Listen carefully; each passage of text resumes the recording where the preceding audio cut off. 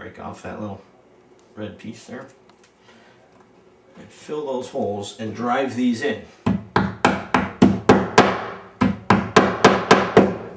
I'm going to take off any extra. Now my screw will be less likely to drop into the same hole. Another thing I noticed was this back set, this flat tongue here. Are you zooming in on this, Travis? This flat tongue and this flat tongue are different depths. You can see them. Can you see that, Travis? How they're, one's deeper than the other. The brown one is deeper than the gold one.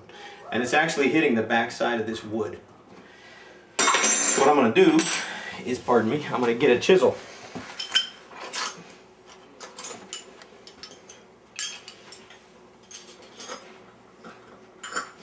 Or I can use my drill and a spade bit and make it deeper. But a chisel's pretty simple. So I'm going to smack a little bit right where the metal tongue sticks in there. And I'm just going to take a little wood out.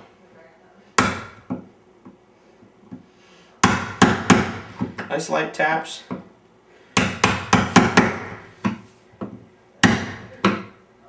And we just deepen the area where that little tongue goes in. We don't have to deepen the entire hole. Take your time, there's no hurry. It's easy to get the wood out, it's hard to put it back in if you take out too much. So do a little at a time. There.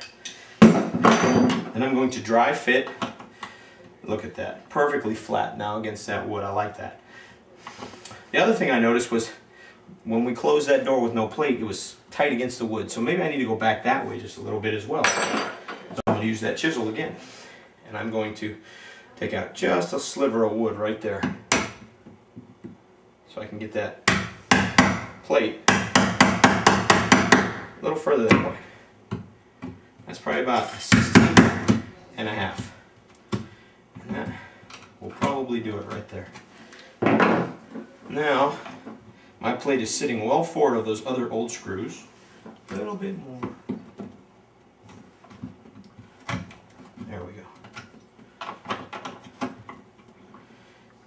And I'm going to take one of those screws, new screws, which is right here, and put it in that hole.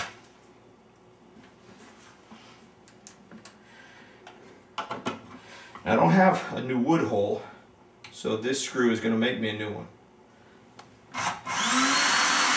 Push hard,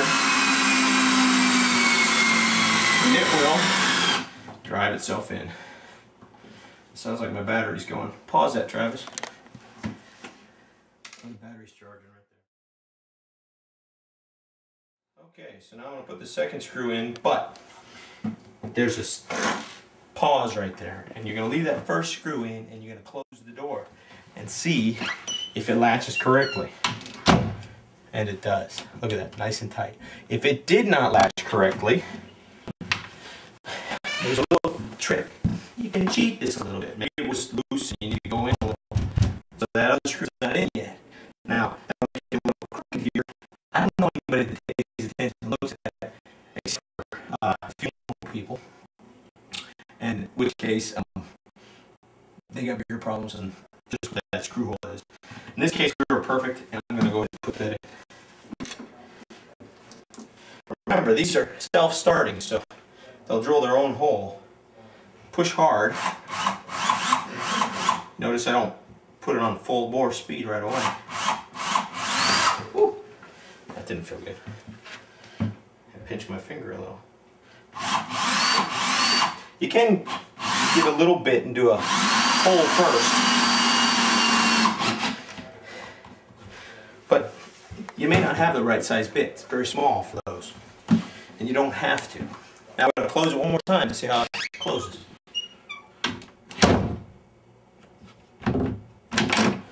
Nice and tight. So, there are other tricks for fixing a crooked door or a door that won't shut when it's not the strike plate, etc. And I'll go over those later. One other thing I'm going to have to do with this particular door is the hinges that I have on here are gold. The ones I'm going to change it to are oil rubbed bronze. There's a door stopper here also that's going to come out, because he's the wrong color. But right now we're just going to get him out of the way so I can get that door open a little bit more. Hinges come in different sizes and shapes, so you might want to take a hinge off your door and take it to the Home Depot or Lowe's or wherever you're buying your product and make sure it matches size and shape. This particular hinge has 3 holes. Most interior door hinges do. Exterior door hinges, like this one, usually have 4 holes. They're also not the same size, so don't get the wrong ones. Take one with you or measure it. I'm going to pull this one off. Actually, I'll pull the top one off. Right here. There are 6 screws that hold it. You have 3 hinges that hold the door. So you can go ahead and take off one hinge. Won't hurt anything.